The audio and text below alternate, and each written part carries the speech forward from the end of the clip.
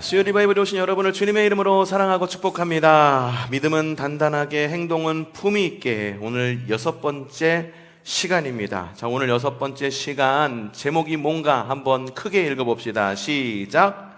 하나님의 차별금지법. 좀 이슈가 있는 단어죠. 근데 그 이슈에 대한 이야기가 아니라 주님의 법에 대한 이야기입니다. 어떻게 하라는 건지 이미 제목에는 다 나와 있는데 그걸 어떻게 풀어가고 있을지, 저자는 어떻게 풀어가고 있을지 한번 귀를 기울여 봅시다. 오늘 말씀 읽어보죠. 야고보서 2장 1절에서 13절 말씀. 나의 형제 자매 여러분, 여러분은 영광의 우리 주 예수 그리스도를 믿고 있으니 사람을 차별하여 대하지 마십시오. 이를테면 여러분의 회당에 화려한 옷을 입은 사람이 금반지를 끼고 들어오고 또 남루한 옷을 입은 가난한 사람도 들어온다고 합시다. 여러분이 화려한 옷차림을 한 사람에게는 특별한 호의를 보이면서 여기 좋은 자리에 앉으십시오 하고, 가난한 사람에게는 당신은 거기 서 있든지 내 발치에 앉든지 하고 말하면 바로 여러분은 서로 차별하고 나쁜 생각으로 남을 판단하는 사람이 된 것이 아니고 무엇이겠습니까? 사랑하는 형제 자매 여러분, 들으십시오. 하나님께서는 세상에 가난한 사람을 택하셔서 믿음에 부유한 사람이 되게 하시고 사랑하는 이들에게 약속하신 그 나라의 상속자가 되게 하시지 않았습니까? 그런데 여러분은 가난한 사람을 업신여겼습니다. 여러분을 압제하는 사람은 부자들이 아닙니까? 또 여러분을 법정으로 끌고 가는 사람도 부자가 아닙니까? 여러분이 반드시 받드는 그 존귀한 이름을 모독하는 사람도 부자들이 아닙니까? 여러분의 성경을 따라 내 이웃을 내 몸같이 사랑하라는 으뜸 가는 법을 지키면 잘하는 일입니다. 그러나 여러분이 사람을 차별해서 대하면 죄를 짓는 것이요, 여러분은 율법을 따라 범법자로 판정을 받게 됩니다. 누구든지 율법 전체를 지키다가도 한 조목에서 실수하면 전체를 범한 셈이 되기 때문입니다.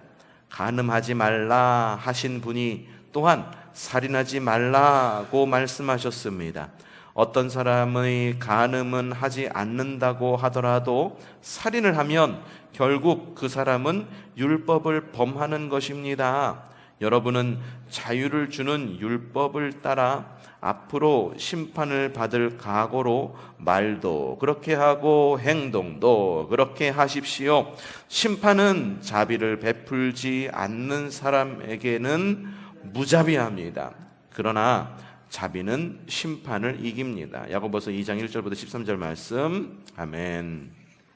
중간에 보니까는 부자가 뭐하냐라고 얘기하는 것은 부자가 나쁜 사람이다라고 이야기하는 게 아니라 앞서서 나온 이야기와 이렇게 이어서 봐야 되는 거예요. 교회에서 누군가가 왔는데, 회당에 누군가가 왔는데, 부자 아주 금치장 해갖고 오는 사람은 여기 앉으세요 라고 말하는 거.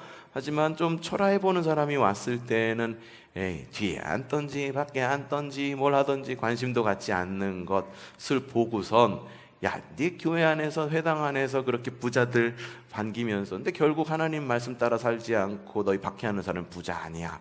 근데 왜 이렇게 다르게 행동해? 요거를 이야기하는 거예요. 그러니까는 어느 특정한 계층이라고 말하는 사회적 어떤 계층으로 나누는 것이 누가 나쁘다, 누가 선하다라고 쉽사리 판단하는 것 역시 주님의 말씀에 어긋나고, 그리고 그렇게 해서는 안 된다라는 것을 지금부터 끝까지 한번 이야기를 할 것입니다. 읽어가 보죠. 살아가면서 제일 참기 힘든 것은 무엇인가요? 웬만한 건 잘 참는 편인데 정말 참기 힘든 것이 있습니다. 그것은 무시당하고 차별당하는 것입니다. 무시와 차별은 사람의 자존감을 무너뜨리고 인격을 모욕하는 것과 같습니다. 우리는 무시당하고 차별당할 때 말할 수 없는 불쾌감을 느낍니다. 속에서 뜨거운 화가 솟아오릅니다. 세상 어디에서든 차별은 공동체의 생명력과 활력을 죽이고 바르고 행복한 인간관계를 무너뜨립니다. 교회가 거룩한 생명의 공동체가 되기 위해 없애야 할 1순위는 차별입니다. 이것은 성도의 사명과 연결된 문제이며 교회의 목적과도 관계되기 때문입니다. 우리가 성숙한 성도가 되기 위해서는 차별이라는 시험을 통과해야 합니다. 자, 첫 번째 단락입니다. 차별하지 않는 삶. 야고보 사도는 명령합니다. 1절 말씀 시작. 나의 형제 자매 여러분, 영광의 우리 주 예수 그리스도를 믿고 있으니 사람을 차별하여 대하지 마십시오. 간결하지만 매우 강력한 명령입니다. 예수님을 믿는 성도의 삶은 차별하지 않는 삶입니다. 신실한 믿음의 삶과 차별은 함께 할 수 없습니다. 야고보 사도는 초대교회의 성도들이 예배하기 위해 모인 회당에서 흔히 일어날 수 있는 차별의 한 예를 설명합니다. 자, 2절부터 5절 말씀이죠. 영광의 주 예수 그리스도를 믿고 있으니 사람을 차별하여 대하지 마십시오. 이를테면 여러분의 회당에 화려한 옷을 입은 사람이 금반지를 끼고 들어오고 또 남루한 옷을 입은 사람도 들어온다고 합시다. 여러분이 화려한 옷차림을 한 사람에게는 특별한 호의를 보이면서 여기 좋은 자리에 앉으십시오 하고, 가난한 사람에게는 당신은 거기 서 있든지 내 발치에 앉든지 하오 말하면 바로 여러분은 서로 차별하고 나쁜 생각으로 남을 판단하는 사람이 된 것이 아니고 무엇이겠습니까? 초대교회에는 부자들도 있었지만 가난한 노예들도 많았습니다.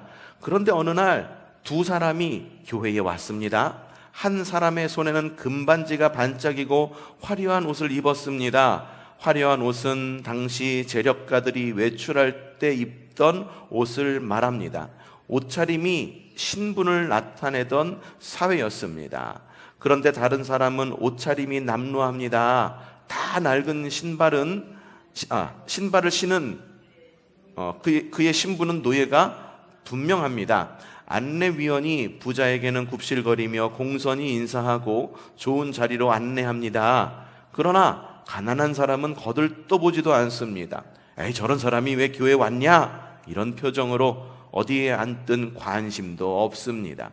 야고보 사도는 이를테면, 그러니까 예를 들면 이라고 말했지만 교회에서 차별이 있음을 말합니다. 부자가 나쁘다고 말하는 것이 아닙니다. 좋은 옷을 입고 금반지를 낀 것이 나쁘다고 말하는 것이 아닙니다. 교회에는 부자도 있고 가난한 사람도 있습니다. 야고보 사도는 단지 겉모습을 보고 판단하는 것이 옳지 않다고 합니다. 예, 교회 오실 때 좋은 옷 입고 오세요. 좋은 옷 입고 오세요. 그게 잘못된 거 아니에요. 뭐 금치장하고 오세요. 그게 잘못된 것이 아니에요. 사람들이 그걸 보고서 내가 뭔가를 자랑하려고, 아니면은 누군가가 나를 그걸 보고 판단한다면 그게 뭔가 잘못된다는 것을 이야기한 거죠. 두 번째 단락입니다. 차별하는 세상. 우리가 살아가는 세상은 차별하는 세상입니다. 예로부터 지금까지 차별이 있어요. 지금 없는 세상인가? 아니, 그렇지 않아요. 그렇지 않아요. 인터넷에 보니까는 예전의 노예와 지금의 샐러리맨, 직장인을 비교한 글이 있더라고요. 뭐 여러 가지를 갖다가 이렇게 이야기를 하는데, 예전의 노예들은 주말에는 그래도 쉬게 했다. 하지만 지금의 샐러리맨들은 주말에도 나가서 일한다. 물론 추가 수당을 받기는 하지만, 그리고 중요한 점이 있는데 뭐냐면, 옛날엔 노예들은 자신이 노예인 걸 안다. 하지만 지금의 샐러리맨들은 자신이 노예인 거를 모른다 라고 하는 것들이 다르다라고 이야기를 하더라고요. 차별하는 세상이에요. 차별밖에 없어요. 목숨의 값 다 똑같을까? 언제나 이야기하는 거지만 9.11 때, 그쵸? 월드 트레이드 센터가 무너졌을 때 받은 보상금, 그리고 저기가 뭐죠? 그 보험금이 사람의 직급마다, 그리고 나이마다 가족에 따라서 달랐다라고 이야기를 하죠. 사람의 생명은 다 똑같은데 어떻게 보상금이 다를 수가 있어? 그렇죠? 이게 근데 사실은 이게 사회적으로 계급 사회가 아니다라고 말하지만 차별이 여전히 존재하는 사회이다. 차별은 둘 이상의 대상을 겉으로 드러나는 것으로 비교하고 판단하는 것에서 시작됩니다. 서로 비교하거나 다른 점을 구별할 수 있습니다. 그렇죠? 그러나 나쁜 생각이나 편견과 선입관으로 판단하면 차별이 됩니다. 성경에서 차별하다의 뜻은 사람을 겉모습으로 판단하다입니다. 우리가 사는 세상은 겉모습으로 판단하고 차별합니다. 사람의 외모와 피부색으로 차별합니다. 미국의 가장 큰 사회 문제는 인종차별입니다. 요즘은 한국에서도 종종 인종차별 문제가 드러나곤 합니다. 우리 사회에서는 외모차별이 매우 심각합니다. 아직도 출신을 많이 따집니다. 무슨 학교와 학벌로 차별하기도 합니다. 세대 차별도 많습니다. 젊은 세대는 그들대로, 노인 세대는 그들대로 부당한 차별을 호소합니다. 젊은 사람들의 열정과 노인 세대의 경험과 지혜가 함께 어울리기가 쉽지 않습니다. 장애인 차별도 여전합니다. 장애인과 비장애인이 아무런 차별 없이 조화롭게 사는 사회가 되기가 쉽지 않습니다. 재물이나 성공 여부로 차별하기도 합니다. 우리가 사는 세상은 차별하지 않으면 살 수 없는 것처럼 느껴집니다. 지금 사회는 차별이 있는 사회다라고 전제를 하는 거죠. 근데 하나님께서 여성과 남성, 남성과 여성을 다르게 만들었어요. 거기서부터 세상이 시작됐죠. 그리고 암컷과 수컷도 나누었습니다. 다름으로부터 시작됐어요. 다름으로부터 시작됐다라고 하는 것은 너 다르니까는 차별받아야 돼, 너 다르니까는 우대받아야 돼를 말하는 것이 아니라 이 다르다라고 하는 것을 통해 가지고 합력해서 아름답고 복된 창조 세계를 만들어 가야 된다라는 의미에서 남성과 여성을 만든 거예요. 남성과 여성은 달라요. 뭐 생김새, 겉모습만 다른 것뿐만 아니라 생각하는 방법도 다릅니다. 이를 해결할 수 있는 어떤 그런 분야도 많이 좀 다릅니다. 요즘엔 많이 조금 달라졌죠. 유명한 셰프들, 예전에는 집에서야 요리하는 것이 여성의 몫, 엄마의 몫이라고 말하지만 유명한 셰프들 보면 대부분 남성들이 많죠. 그렇죠? 또 요즘에는 사관학교, 예전에는 금여의 공간이었지만 지금 육군사관학교에서 1등서부터 이렇게 순위를 매겨보면은 지금 몇 년째 육군사관학교 수석 1등으로 졸업하는 사람이 남성일까 여성일까? 여성이에요. 다 극복하고 여성이 1등해요. 그러니까는 이런 것들이 많이 이렇게 서로의 어떤 그런 분야에서 서로 이렇게 교차되고 크로스오버 되기는 하지만 서로가 달라요. 어느 정도 인정할 건 부분은 인정해야 되는 거고, 그렇기 때문에 평등이라고 하는 것을 남성과 여성의 다름을 묻어두고선 평등을 이야기하면은 거기서부터 괴리가 느껴지는 거예요. 그렇기 때문에 다름을 인정하는 것부터 시작해야 된다. 다양한 사람들이 모여 사는 것. 이 사회도 남성과 여성이 있고 부자와 가난한 사람이 있고 학식이 많은 사람과 그렇지 못한 사람이 있고 많은 사람이 어울려서 살아가는 것. 노동자와 그리고 고용자가 있고, 이런 다양성을 인정하지 않으면 이 사회는 계속 분열되고 차별할 수밖에 없고, 그리고 그런 차별이 실제로 우리 사회에 존재한다라고 하는 것. 예전에는 유산 나눠줄 때에도 차별이 있었죠. 그렇죠? 부모님이 돌아가셨어. 그러니까 이야기하는 거죠. 너는 장남이니까, 나는 장남이니까 부모님 유산의 50%를 갖고, 너는 차남이니까는 25%, 그리고 너는 셋째니까는 나머지 25% 가운데의 10%, 뭐 그리고 나머지 갖고서 나누어라. 뭐 이런 식으로 차별이 있었어요. 근데 지금은 그렇게 안 하죠. 법으로도 그거는 잘못된 거예요. 장남이기 때문에 더 많이 가져가야 된다라고 하는 법은 없어요.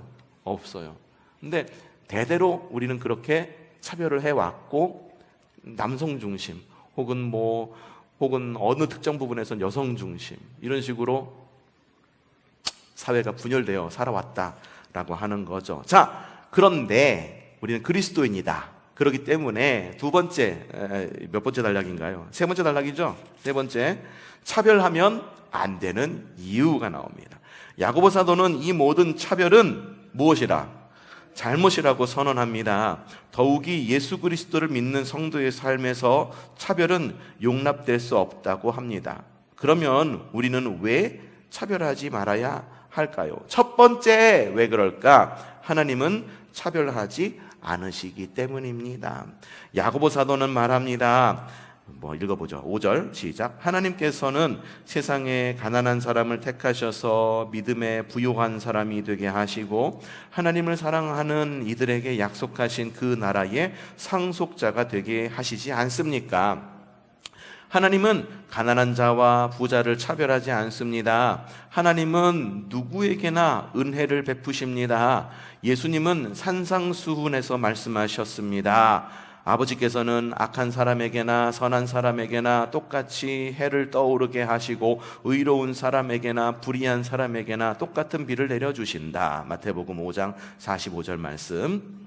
하나님은 사람을 차별하여 은혜를 베푸시는 분이 아니십니다. 가난한 사람을 택하셔서 부유하게 하시며 하나님을 사랑하는 자라면 누구나 하나님 나라의 상속자가 되게 하십니다. 로마서 2장 11절 읽어보죠. 하나님께서는 사람을 차별함이 없이 대하십니다. 예수님은 인생에 실패한 사람, 버림받은 사람, 상처받은 사람, 아픔이 있는 사람을 포함하여 모든 사람을 위해 십자가에서 돌아가셨습니다. 예수님의 사랑에는 차별이 없습니다. 그런데 하나님을 믿는 자녀가 6절에서 뭐라고 말하죠? 가난한 사람을 업신여겼다고 합니다. 믿음의 공동체에서조차 가난하다고 해서 무시하고 차별했습니다.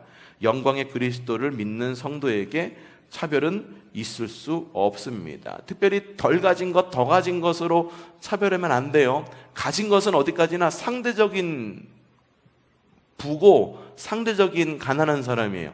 여러분보다 부자인 사람 있을까요? 많죠? 그럼 여러분보다 가난한 사람 없을까요? 그 역시도 많아요.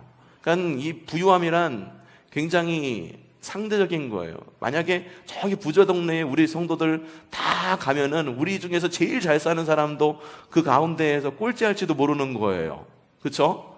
혹은 정말로 어디 정말 살기 힘든 저 동네 가면은 우리 중에 제일 가난한 사람이라 할지라도 그 중에서 제일 살기 좋은 사람일 수도 있는 거예요. 가진 것 못 가진 것으로 사람 차별하면은 안 되는 거다. 그 안에서 자족하면서 살아갈 수 있는 것도 그리스도인의 지혜다라고 말씀드리고 싶네요. 자, 두 번째, 왜? 하나님의 법은 사랑의 법이기 때문입니다. 차별하면 안 되는 또 다른 이유는 하나님의 법은 차별이 아니라 사랑이기 때문입니다. 하나님의 법은 차별이 아니라 사랑이에요. 이게 세상 법과 달라요. 세상 법과 달라요. 그 유명한 함무라비 법전, 로마 법도 굉장히 유명하거든요. 그 법과 다른 것이 뭐냐 하면 그 법들은 경계를 정하는 법이에요. 경계를 정하는 법. 어디서부터 어디까지가 죄이고 어디까지부터 어디까지가 합법인지를 정하는 법이에요. 물론 이것도 필요합니다. 만약에 힘 있는 사람이 죄를 지은 것과 힘이 없는 사람이 죄를 지은 것을 똑같이 처벌할 수 없고, 힘 없는 사람이 잘못을 저질렀을 때 힘 있는 사람보다 더 큰 벌을 받는 세상이 있다고 쳐봅시다. 근데 과거에는 그랬어요. 그래서 함무라비 법정에서 뭐라고 얘기했느냐? 눈에는 눈, 이에는 이 잔인한 것 같지만, 야, 너 눈 다쳤어? 상대방도 똑같이 눈 다치게 해. 이것처럼 느끼잖아요. 내가 1,000만 원 손해봤어. 너도 1,000만 원 손해봐. 이러면서 서로 반목하고 싸우라는 것이 아니라 그 사회가 그랬어요. 힘없는 사람이 뭔가를 갖다가 실수하거나 법을 어겼을 때에는 힘 있는 사람이 더 크게 막 당한 것보다 훨씬 더 크게 막 벌하고 복수하고 그러던 시대가 그때였다라고 하는 거예요. 그렇기 때문에 그 한계를 정한 게 함무라비 법이에요. 근데 한계를 정했다라고 그래서 그것이 사랑의 법이다라고 할 수는 없죠. 사랑의 법은 오로지 하나님의 법만이 사랑의 법이에요. 네? 하나님의 법만이 사랑의 법이에요. 그러니까 법이라고 하는 것 자체를 우리가 좀 다시 한번 생각해 볼 필요가 있다라는 거죠. 자, 8절에서 9절 말씀 시작. 여러분이 성경을 따라 내 이웃을 내 몸같이 사랑하라는 으뜸 가는 법을 지키면 잘하는 일입니다. 그러나 여러분이 사람을 차별하여 대하면 죄를 짓는 것이요, 여러분은 율법을 따라 범법자로 판정을 받게 됩니다. 하나님의 법은 사랑의 법입니다. 내 이웃을 내 몸같이 사랑하라는 법은 가장 으뜸이 되는 법입니다. 하나님의 법은 성도가 지켜야 할 삶의 기준입니다. 성도가 따라야 할 생명과 복의 길입니다. 참된 믿음은 하나님의 법을 지키는 것입니다. 성숙한 성도는 사랑의 법을 실천합니다. 그런데 법의 특징이 있습니다. 이건 뭐냐? 그것은 법의 어떤 규정을 범하든지 하나만 범해도 죄인이 된다는 것입니다. 법을 어겨 죄인이 되는 것에는 크고 작은 법이 따로 있지 않습니다. 하나를 어기면 다른 모든 것을 어기지 않아도 죄인입니다. 야, 형사법 몇 조 몇 항을 어겼어 라고 해서 내가 그 법을 다, 형사법을 다 어긴 건 아니잖아요. 하지만 그 법정 하나를 어기는 것은 결국 나를 죄인으로 만드는 족쇄 같다라고 하는 거죠. 그리고 모든 것을 다 어기지 않았어도 그 중에 하나만 어겼어도 죄인이다라는 것을 이야기하는 거예요. 경범죄도 죄고 살인죄도 죄인입니다. 어느 죄든 범하면 죄인입니다. 이 말씀이 바로 그런 뜻입니다. 자, 10절에서 11절. 누구든지 율법 전체를 지키다가도 한 조목에서 실수하면 전체를 범한 셈이 되기 때문입니다. 간음하지 말라 하신 분이 또한 살인하지 말라고 말씀하셨습니다. 어떤 사람은 간음은 하지 않는다고 하더라도 살인을 하면 결국 그 사람은 율법을 범한 것입니다. 자, 봅시다. 간음하지 말라, 살인하지 말라. 똑같은 사람이 있어요. 어떤 사람은 간음한 사람, 어떤 사람은 살인한 사람. 서로가 서로를 갖다가 손가락질합니다. 그러면서 이야기를 해요. 살인한 사람이 이야기합니다. 나는 적어도 간음하지는 않았다. 그리고 간음한 사람이 이야기합니다. 아이고, 남 얘기하네. 나는 적어도 살인하진 않았어. 내가 너보다 낫다. 라고 이야기하는 것 자체가 사실은 잘못된다라고 하는 거예요. 둘 다 똑같은 죄다라는 것을 이야기를 하는 거예요. 사탕 하나를 훔쳤든 금괴를 훔쳤든 그거는 죄라는 거죠. 단 사랑이 있느냐 사랑이 없느냐는 굉장히 중요한 거예요. 그 판사가 누구가 되느냐가 굉장히 중요해요.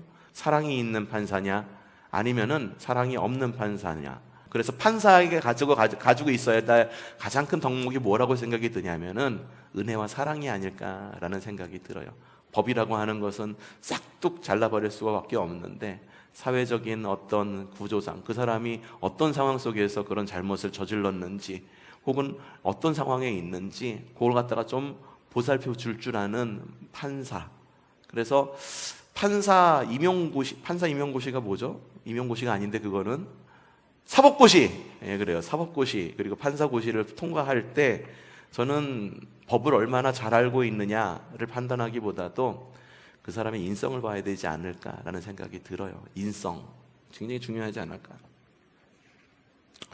사람을 차별하는 것은 사랑의 법에 어긋납니다. 사람을 차별하면 사랑의 법을 어기는 것이고 그러면 우리는 범법자가 됩니다.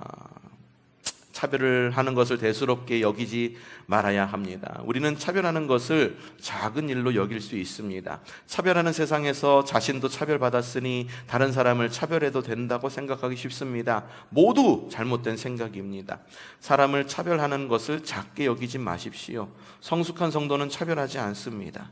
하나님은 우리가 형제 자매를 사랑하기를 기대하십니다. 이건 우리가 차별하는 것에 대해 이야기하는 거잖아요. 근데 이 생각도 해야 돼. 뭐냐면은 나는 사회적 약자야. 그러니 피해의식을 갖고 살아가는 건 역시 그리스도인으로서 이것도 우리가 생각해 보아야 될 문제인 거예요. 나는 어디까지나 사회적으로 이렇게 약자고 가난하고 나이 들었고 뭐 이런 계층이기 때문에 언제나 누군가가 나를 반드시 우대해 줘야 되고 차별하지 말아야 되고 이러한 건 역시 어떻게 본다면은 무엇일까? 뭘까?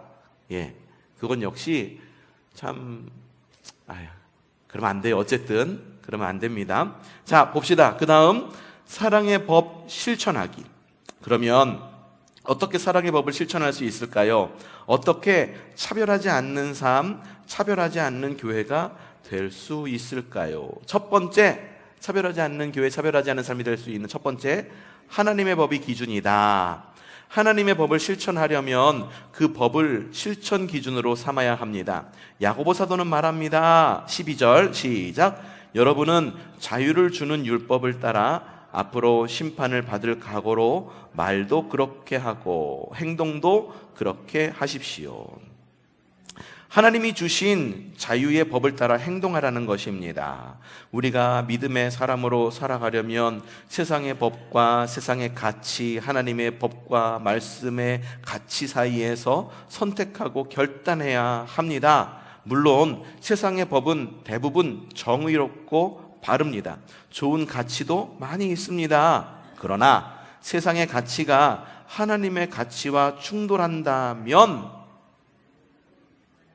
우리는 하나님의 법과 천국의 가치를 선택해야 합니다. 하나님의 법은 차별을 죄라고 합니다. 예수님은 분명하게 말씀하셨습니다. 요한복음 13장 34절 새 계명을 너희에게 주노니 서로 사랑하라. 내가 너희를 사랑한 것 같이 너희도 서로 사랑하라. 어떻게 사랑하라? 서로 사랑하라. 어떻게? 서로예요. 사랑은 상호적인 거예요. 하지만 그 상호적인 것이 네가 나 사랑 안 했으니까 나도 사랑 안 해, 이게 아니라 사랑하지 않더라도 사랑할 수 있는 것, 그 가운데에서 사랑의 열매를 맺을 수 있는 것, 그게 예수 그리스도의 사랑이라는 겁니다. 서로 사랑하는 것이 목적이 되면 무시하고 차별하는 것은 우리의 삶에서 사라질 것입니다. 사랑이 마음과 행동의 동기와 목적이 되어야 합니다. 사랑이 믿음 생활의 전부입니다. 자, 두 번째, 사랑의 법을 어떻게 실천할 수 있을까? 두 번째, 서로 받아들이기. 바울 사도는 그러므로 그리스도께서 하나님의 영광을 드러내시려고 여러분을 받아들이신 것과 같이 여러분도 서로 받아들이십시오 라고 로마서 15장 7절에서 말합니다. 서로 받아들이는 것을 무엇이라고 말한다고요? 용납이라고 말합니다. 주님은 우리가 죄인임에도 불구하고 우리를 받아주심으로 우리에 대한 하나님의 사랑을 나타내셨습니다. 그러므로 용납은 사랑의 또 다른 말입니다. 받아들임으로 사랑의 관계가 시작됩니다. 진실한 믿음의 사람은 주님이 자신을 받아주셨음을 감사하고 다른 사람을 받아줍니다. 여러분, 부부관계 역시 마찬가지예요. 사랑이라는 관계를 넘어 용납의 관계가 될 줄 알아야 돼요. 야, 나는 이런데 너는 왜 이래? 야, 어떻게 해야 돼? 막 그러면서 서로 선 긋고, 야, 이거 내가 했으니까는 저거는 네가 해. 이렇게 할 수 있는 걸까? 부부관계가 그렇게만 정의될 수 있을까? 상대방의 단점도 포용할 줄 알고 용납해 줄 줄 아는 것이 사랑의 관계다. 그러므로 성도가 모여 그리스도의 몸을 이룬 교회는 마땅히 서로 용납하는 공동체가 되어야 합니다. 예수님은 죄를 미워하셨지만 죄인은 받아주셨습니다. 여러분, 이게 중요해요. 예수님은 뭘 미워하셨다고요? 죄를 미워하셨지만 누구는 받아주셨어? 죄인을 받아주셨어. 그 당시 세리 죄인이에요. 그렇죠? 죄를 저질렀어요. 어떤 죄?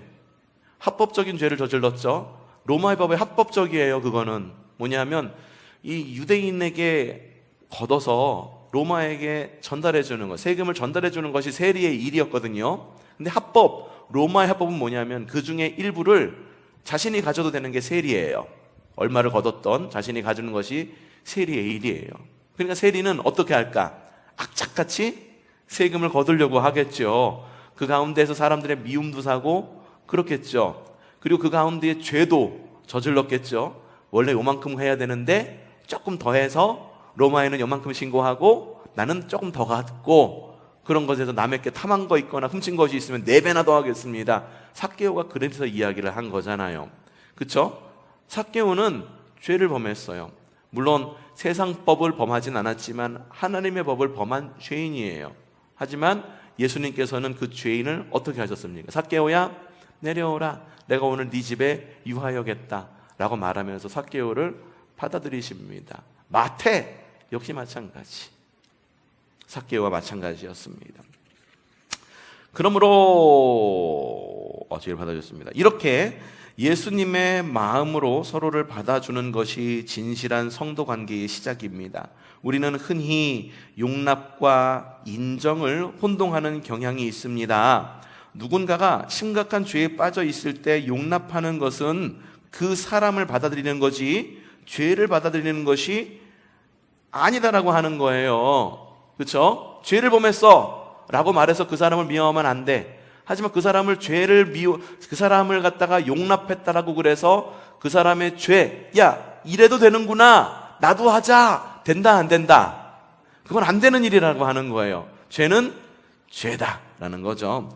죄와 잘못된 행동은 인정하지 않지만 그 사람은 받아주는 것이 용납입니다. 그러니 우리는 누구라도 용납할 수 있습니다. 부모와 자녀의 관계에서 용납은 매우 중요합니다.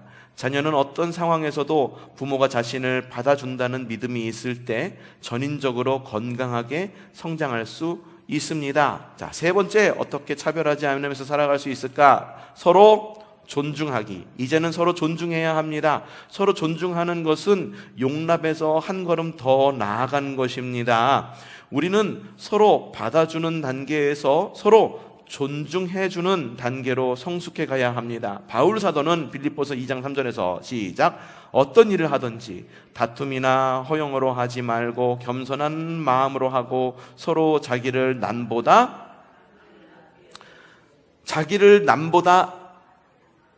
낮게 자기보다 남을 낮게 1번 2번 자기보다 남을 낮게 깔보고 이게 아니라 나보다 낫게. 어디까지 읽었냐? 겸손한 마음으로 서로 자기보다 남을 낮게 여기며 존중하라는 것입니다. 우리는 서로 다른 생각과 의견, 다른 성격과 취미, 다양한 취향이 있습니다. 서로 다른 것을 존중할 때 우리는 복된 인간관계를 누릴 수 있습니다. 우리 교회는 다양한 성도들이 모여 얼마나 행복한지 모릅니다. 다양한 연령, 다양한 직업, 다양한 교파의 배경, 다양한 신앙의 색깔, 다양한 은사, 다양한 재능, 다양한 아이디어와 생각, 다양한 사역이 어울려서 정말 아름답고 건강한 그리스도의 몸을 이루기 때문입니다. 우리는 서로 존중할 때 차별을 넘어서 함께 행복할 수 있습니다. 자, 어떻게 차별하지 않을 수 있을까? 네 번째, 서로 세워주기. 다름을 인정하고 서로 받아들일 때, 존중할 때 우리는 서로를 세워주는 성도와 교회로 성숙해 갑니다. 우리는 할 수 있는 한 최선을 다해 서로를 세워주어야 합니다. 데살로니가전서 5장 11절 뭐라고 이야기하는가요? 여러분은 지금도 그렇게 하는 것과 같이 서로 격려하고 서로 덕을 세우십시오. 관계 속에서 어떻게 할 때 서로 세워줄 수 있을까요? 기도하고 칭찬하고 공감하고 함께하는 것입니다. 비판하기 전에 칭찬할 것을 찾아보십시오. 비난하기 전에 마음을 열고 경청해 보십시오. 판단하기 전에 공감의 마음을 가져보십시오. 정죄하기 전에 기도하십시오. 서울 소공동에 있는 승동교회는 1839년 마삼열 선교사가 세운 교회입니다. 마삼열, 우리나라 사람 아니에요. 삼열, 이거는 우선 피득은 한문어인데 성경의 인물을 한문으로 만든 이름이에요. 어떤 이름일까요? 피득?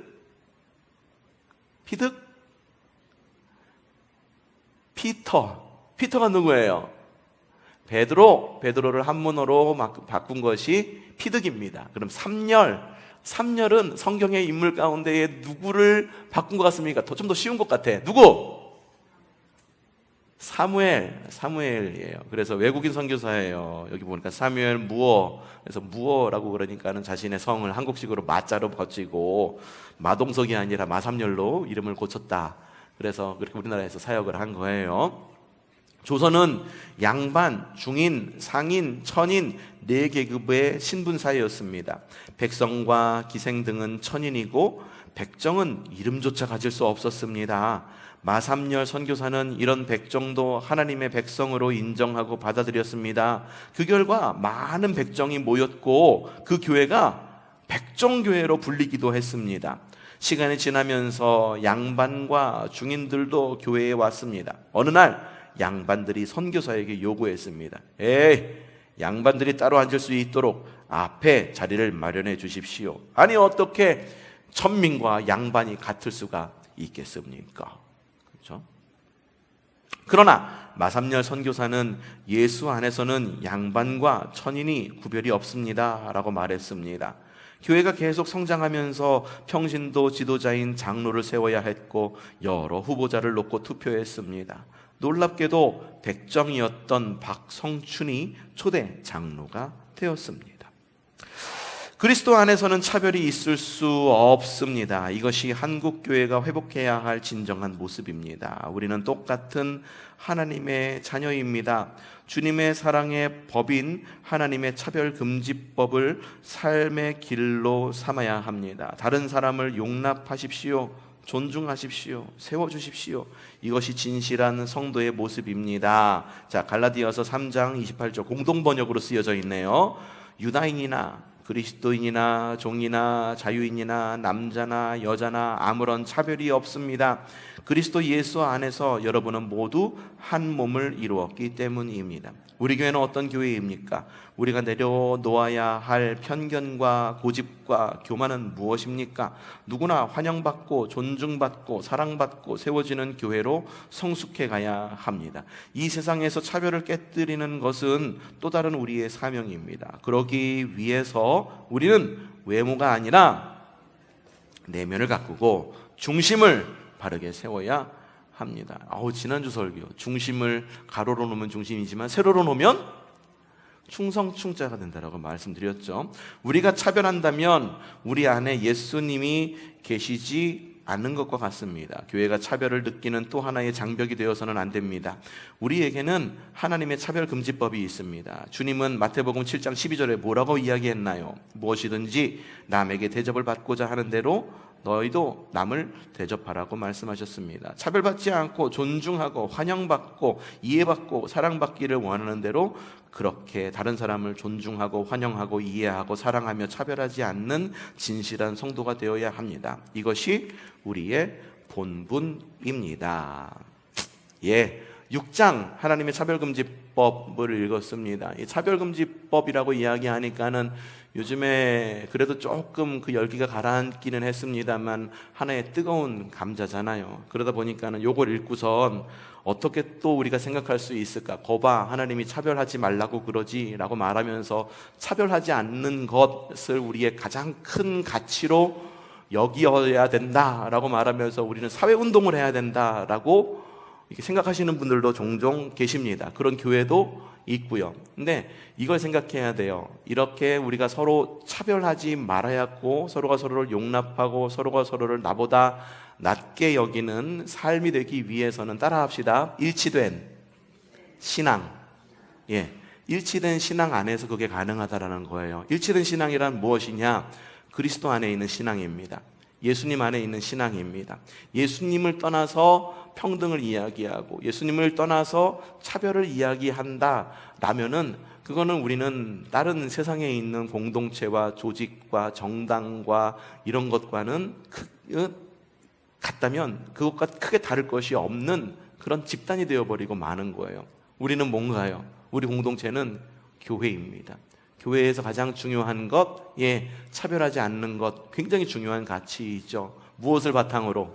일치된 신앙을 바탕으로. 일치된 신앙이란 누구 중심? 누구 중심? 예수님 중심. 예수님 중심의 신앙 안에서 우리 일치된 신앙을 갖고 함께 차별하지 않고 서로를 포용해주고 그리고 서로가 서로를 나보다 낮게 여기면서 하나님 나라를 이루어가는 저 여러분이 되기를 주님의 이름으로 축복합니다.